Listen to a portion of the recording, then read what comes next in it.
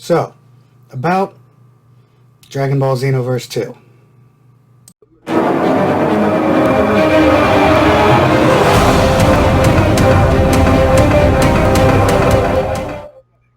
So, Dragon Ball is a franchise I've been invested in since I was a young boy. Pretty much as soon as you hear that intro for the first time, that's it. You're hooked for life. So I've been playing Dragon Ball games since the Budokai days, and I just want to give a quick review of like what some of those were like so I can compare them to Xenoverse. Because you had some that were more traditional fighters, and you had the ones that I prefer, which is just you charge as an agreement with your friends, and then just start throwing destruction at each other, and then just whoever is the best at beam struggles is the winner. Super fun. But I feel with Dragon Ball Xenoverse and Dragon Ball Xenoverse 2 specifically, which is the one we'll be talking about, it's more of a nice middle ground for people who want to have more of a competitive fighter but also kind of want to feel like they're playing Dragon Ball. So with that, I want to go over some of the things I like and don't like about it. It has the same problem that a lot of games have where they artificially lengthen the runtime of it, just so that you can get more out of it. Which, in a game like this that has so much variety and customization and things that you can do, is completely unnecessary. There's really no reason that this game should take this tactic. And what I mean is, in some games, it's more forgiving. Like with Mass Effect, they would disguise the loading screens with like going up or down an elevator. And in a game like that, that's an interesting way of going about load time. This isn't about load times. This is about the fact that in a game where you can fly and punch people through the multiverse with just sheer raw will, you have to walk most places,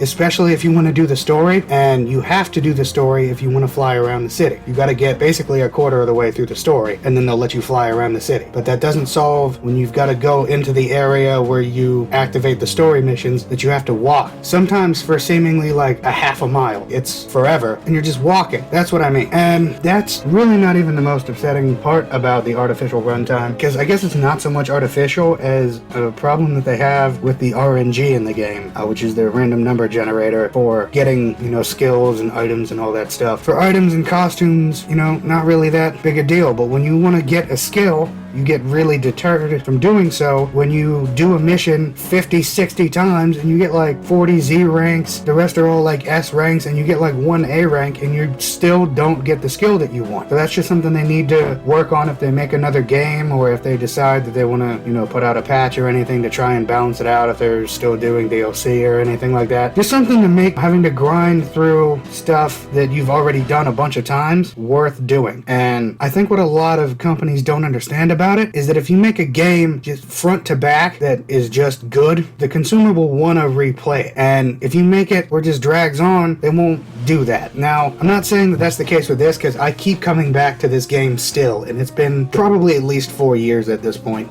So it does have a lot of good going for it. Again, just the amount that you can do, all the different skills and the way that they're implemented. Essentially in the show, a lot of it's just, throwing hands and then giant energy ball or beam. There's so many like unique, quirky, and fun things that you can do just playing the game. And it's fun to get those, figure out how you can use them together in new and creative ways. And overall, it's a good time, I would say. The only thing that I want to say about the creativity in a negative way is the fact that the story itself is incredibly lacking from what I would want out of what is essentially a what-if story for a Dragon Ball Z game. And I only say that because the story is exactly the same as it was in Xenoverse 1, but just instead of Demigra as like the final villain, it's just Mira and Toa fused together. Nothing else is any different. The story plays out exactly the same. It's not like if you lose against the villains, it changes the outcome of the story. There's no real consequence for it, and there's no real reinvention. Like, you could do a lot of things with it. You could have the characters from Dragon Ball GT that nobody likes because it's Dragon Ball GT. Granted, I personally like GT, which is why I'm bringing this up. You could have the teen adult version of Goten, but then you can have like adult Gotenks. That'd be really fun. You could have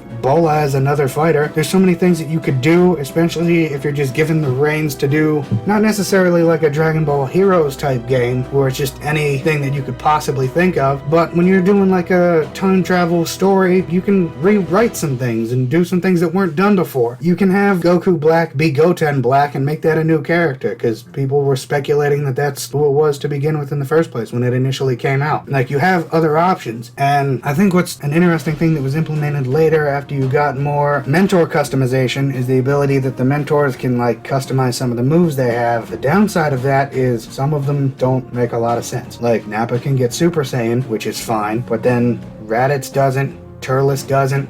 Slug doesn't get his giant form. Bojack doesn't become unbound. Android 13 doesn't become Super Android 13. There's just things that I feel like they're missing out on, especially when it comes to non-human Saiyan races. I feel like they could do a little more with them, especially Namekians and Majins. You have the ability, they can just basically stretch and contort their body at will. You can do so many like crazy things with that, and most of the time your moves don't even connect. Like you stretch your arm out to get someone, and then it just phases through them because they were slightly too close to the ground or whatever reason it is that it's programmed that it just misses, when you could just have a stronger option as a fighter because you'd have a different style altogether instead of everybody being the same but with different moves, which is something I would want to see if the franchise does continue, because there's stuff that they can implement that they can just kind of build off of. Like now that we have Saiyan tails, can we have them like move and function like, you know, everybody else's? Can we have the Dragon Ball Z Ultimate Tenkaichi where your hair would spike when you go Super Saiyan, and it just like, even if you just have like default options of transformations, being able to like customize what that would look like would be fantastic. So it's not particularly a gripe per se because there is so much customization you can do already. It's more so just something to build upon in the future, because like I said before, overall this game is a nice balance of a fighting game and just charging ki until you can't anymore and then just throwing death at your opponent. The only issue I have is some of the balance, because that's the issue all fighting games have, and it's something that they're always gonna have, because it's like, do you want to have characters that are obviously well and truly above their competition,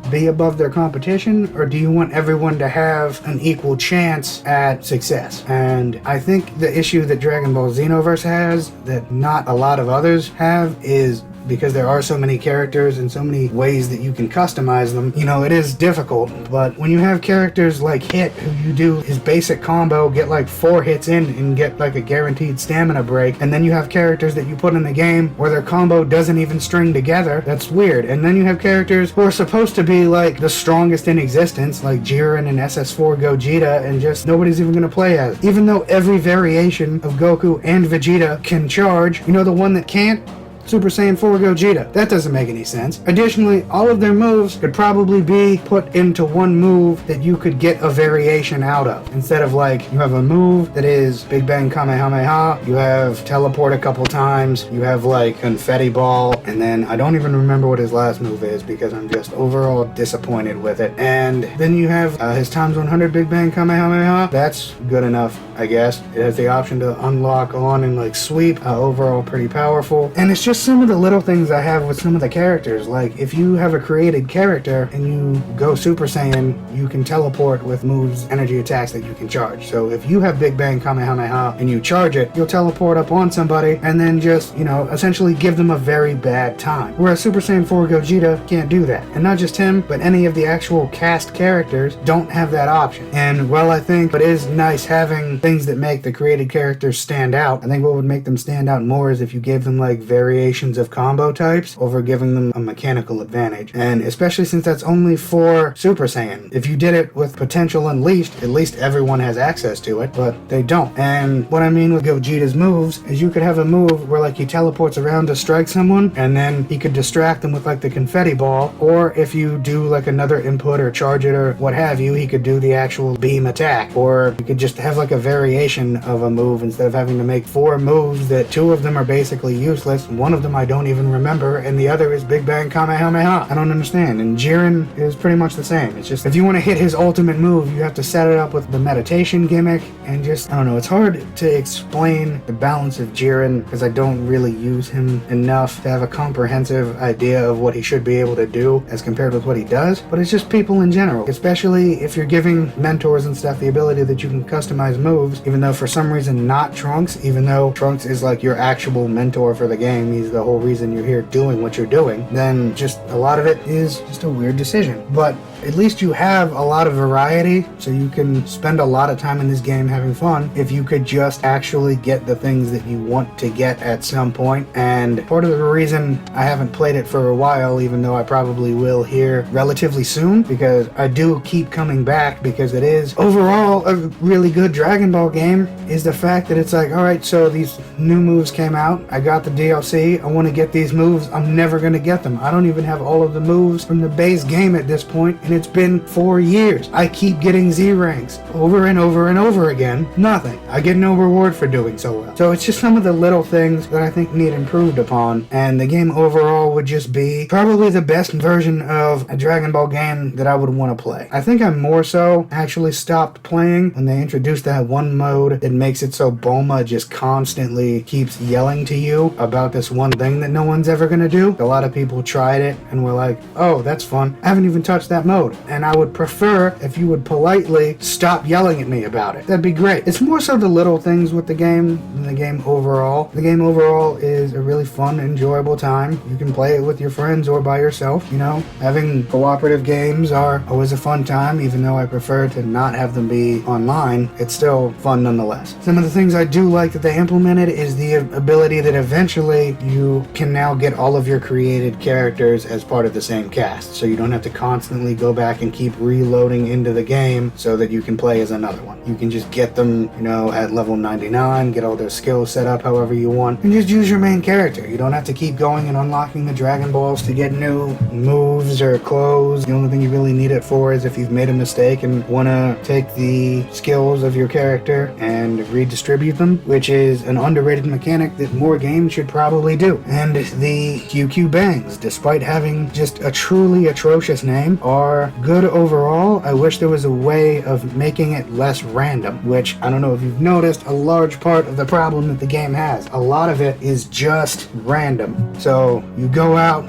you save the world in like a manner that nobody's ever done before. You've done it so truly good that you are the true hero of time and space. You've saved the multiverse on many occasions, and you just can't get Finish Buster. I don't understand. It's weird. That's a weird problem to have when you're doing so well at a game. And I understand it's part of making sure that the shelf life lasts, but this is a game that is built to last. If it didn't have so many nitpicky things, I don't think I'd have ever put this game down, honestly. Like, if it wasn't like I spend so much of my time walking around and trying to get stuff that I'm never gonna get, if it was just I can get these things and then I can fight and have a great time, I probably would still be doing it now. I wouldn't even have time to record this. I'd be busy playing this game. It's one of those games that comes along that is just fun, and I only critique it because I know that it can be better than it is, and I hope that if we get another game or some new patches or anything, I know that now they're currently primarily focused on Dragon Ball Fighters, but you know, if they want to send some love back to the more like casual type of fighter, where it's not just entering combos and hitting certain commands at certain times and just is like, you want to do this move, you do this move. As long as with this you have to have like some setup for it instead of just doing it. So it's a nice meet in the middle between just like a casual fighter where you can just do whatever you want to do whenever you want to do it, and a true genuine fighting game where you've got to put decades into the game and then you finally get mediocre enough that you might want to play your friends at it. This is a nice middle ground. Overall, very enjoyable experience. There's a ton of customization options. I just wish that they would have focused, I don't want to say less on customization, but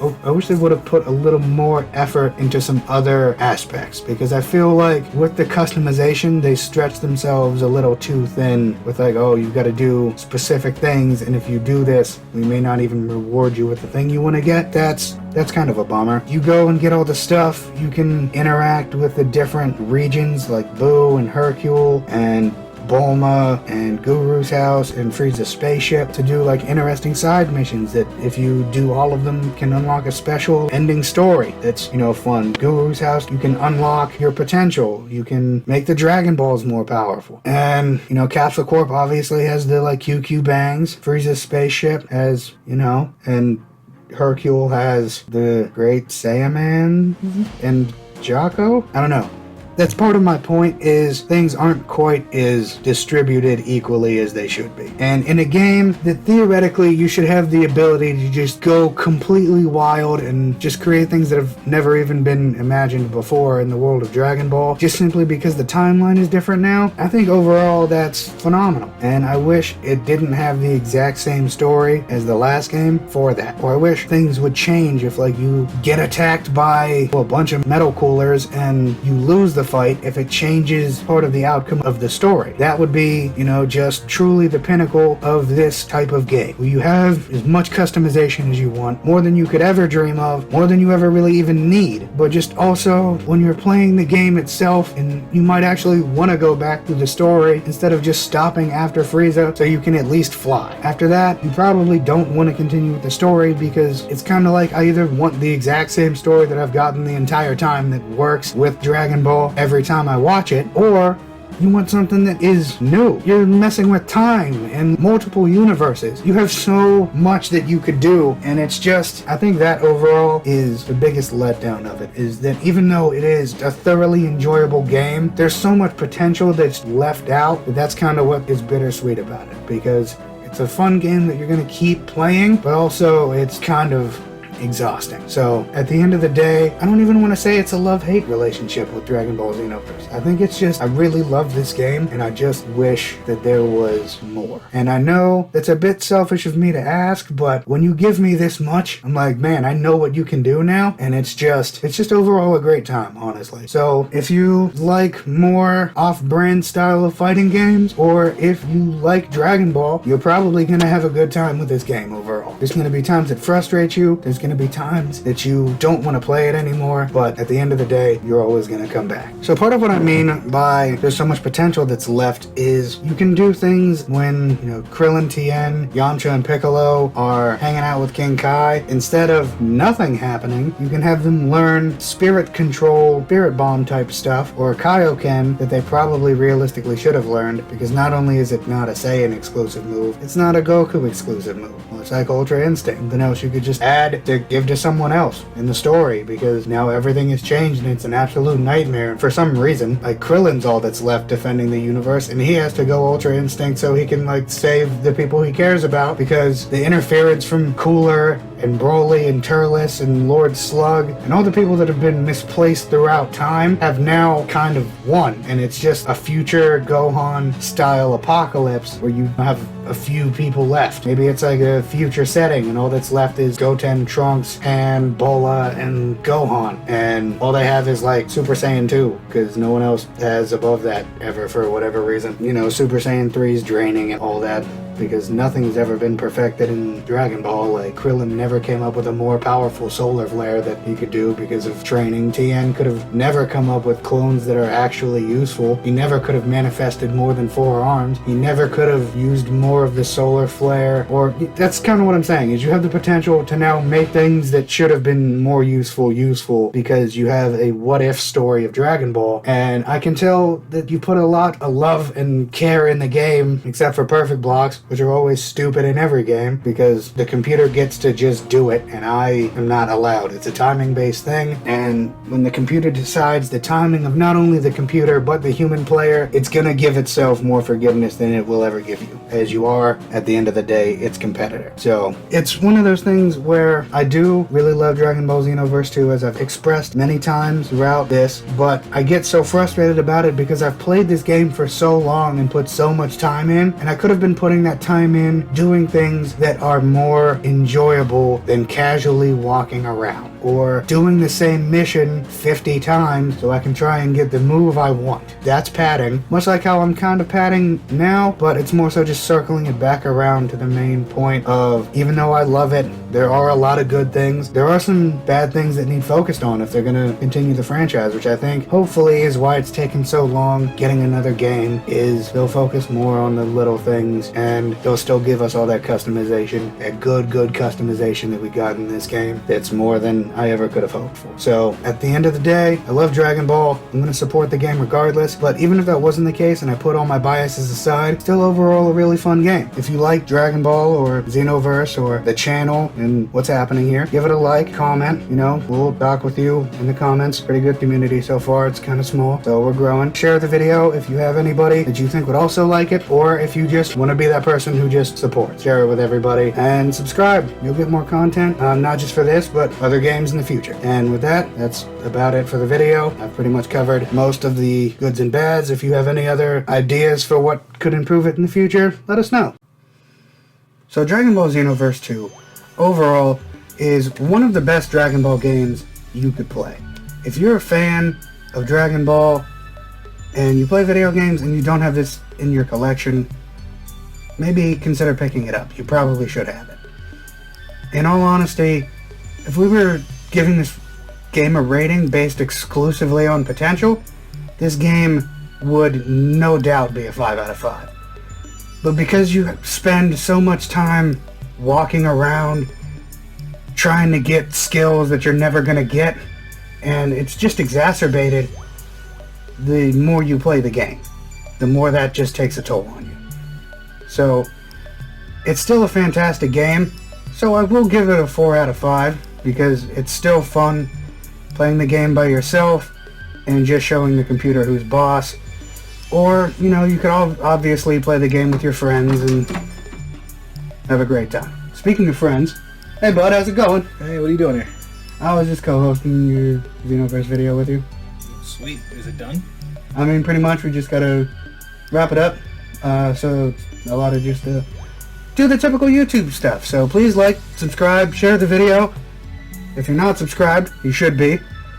Share it around, because even if, you know, you don't like it, somebody you know probably does. We're putting a lot of work into making these as high quality as possible for you. If you have anything you want to say, anything you want to add, or, you know, talk about, you can leave it in the comments below. We'll definitely engage with you there. Did you rate it? I did rate it, so we're honestly done. Oh, well that's sweet. I guess all that's left is just to say thank you for staying so sexy on the line. You guys have a good one. And stay hip, my little squares. Let's go get a pizza. Yeah.